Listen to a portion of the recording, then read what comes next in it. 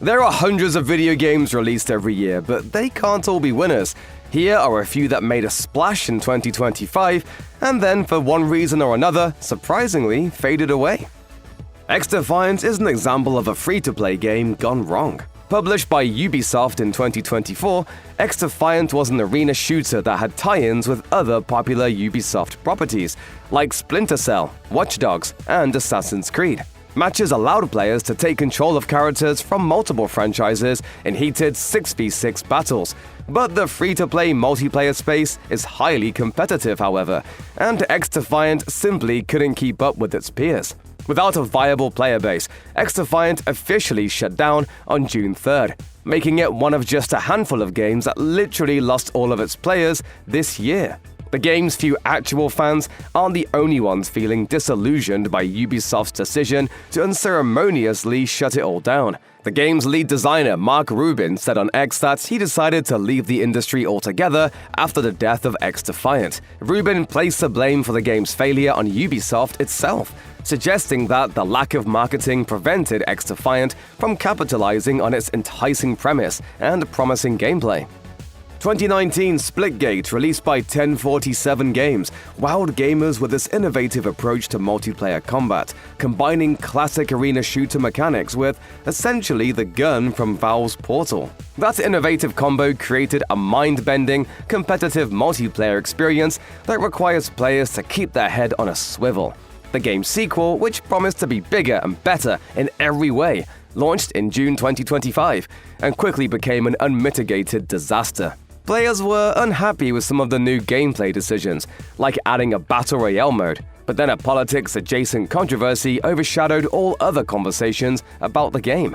1047's CEO Ian Prue wore a black hat with the words "Make FPS Great Again" on it at Summer Game Fest. The controversial reference to an infamous presidential campaign slogan sparked massive backlash. Some players were upset at the hat, and others were upset that he apologized. Less than a month after the game's release, Splitgate 2 had lost upwards of 80% of its players. 1047 Games took a drastic step to try and turn the ship around. The studio pulled the game down, unlaunching the sequel before setting the game free again in December.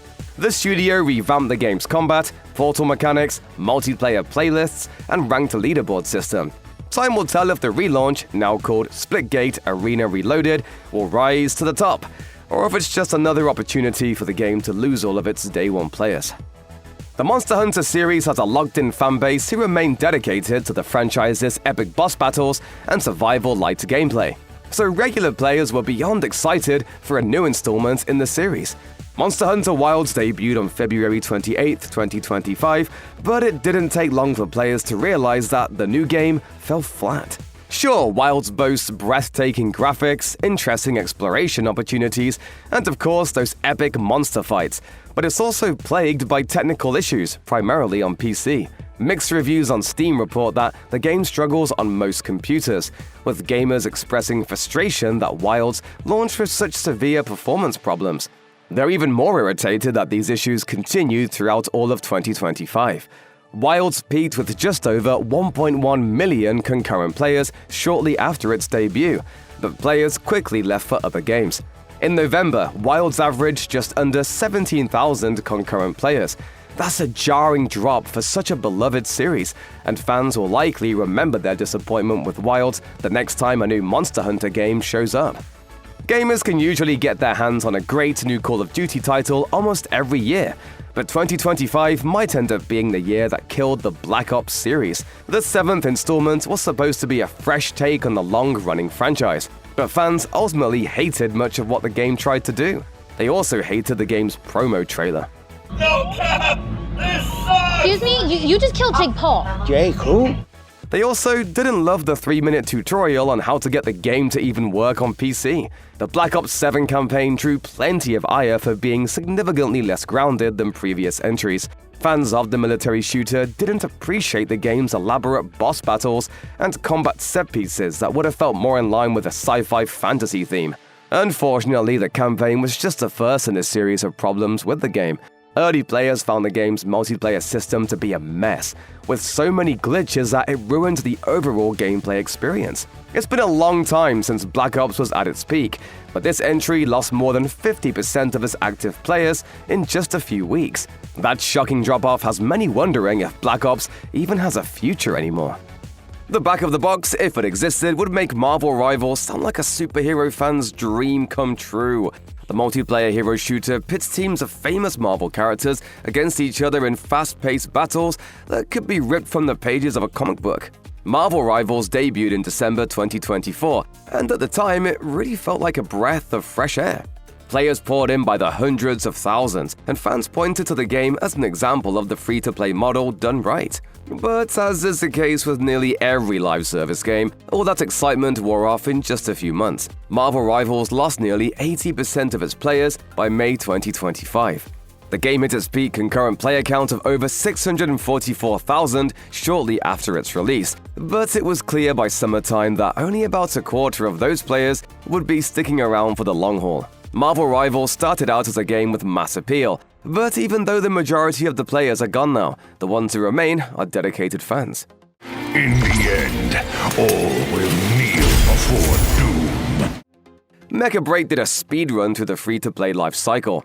Amazing Season Games released its third-person mech combat game on July 1st, 2025, and over 130,000 gamers showed up to see what all the fuss was about. In an ideal world, gamers would have found the next Armored Core 6 waiting for them, but most players didn't think that was the case. MechaBreak lost 70% of its players in 13 days, and the game never recovered.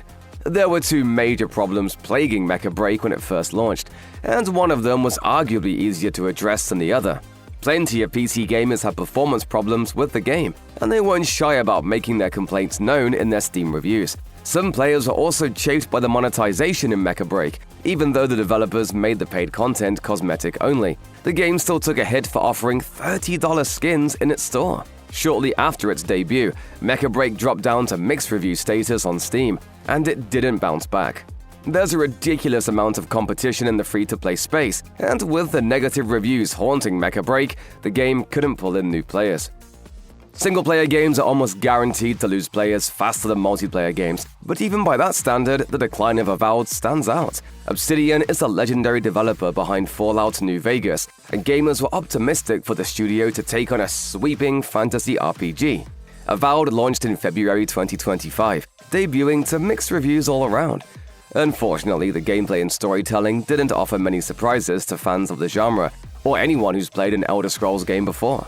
People don't like you very much, do they? Partly due to those lackluster reviews, the player count for Avowed on Steam never managed to impress. The game peaked at just under 20,000 concurrent players shortly after launch, but within 6 months, fewer than 400 people were playing the game each day, a 98% drop. For comparison, Kingdom Come: Deliverance 2 launched in the same month as Avowed and lost only 49% of its players in that same amount of time. Schedule 1 has all the hallmarks of a flavor of the week game, which is actually part of its appeal. The premise is simple. You and your friends are trying to become the drug kingpins in the small town of Highland Point. That means creating labs, hiring dealers, running from the police, and engaging in all sorts of other petty crimes that can make for a fun night of gaming. Developer TVGS released Schedule 1 into early access on March 24, 2025, and almost 460,000 people were causing chaos in Highland Point by April 6th. The fact that Schedule 1 lost nearly 80% of those players a month later isn't that surprising. Inexpensive party games aren't known for having a particularly long lifespan, but thousands of players discovered that Schedule 1 is a lot deeper than its goofy premise implies. There are some surprisingly deep simulation mechanics and a solidly engaging factory upgrade system hiding under the surface. Even better, TVGS has a detailed roadmap of content it wants to add over the course of the planned 2-year early access period. Schedule 1 is one of those games that's going to keep chugging along, even if almost everyone who was there at the start is gone. Multiversus was a free-to-play fighting game that could be summed up as Super Smash Bros., but featuring the expansive roster of IPs belonging to Warner Bros. Studios. The game launched in May 2024 to mixed reviews, and its peak player count on Steam was just over 150,000.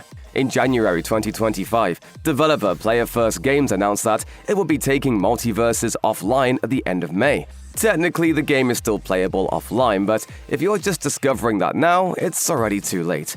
Players needed to log in during the 5th and final season to create a local save file. According to SteamDB, a few dozen people just did that. But for the rest of the world, even people who previously spent money in the game, Multiversus doesn't exist anymore. You realize, of course, this means war! The death of Multiversus and other games like xDefiant has sparked a ton of conversations online. Streamer Pirate Software lost 90% of its viewers after criticizing a movement called Stop Killing Games. So clearly players don't like seeing games vanish. Games that lose their entire player base are still parts of gaming history, and a huge portion of the community wants to keep these titles alive, even if no one's playing.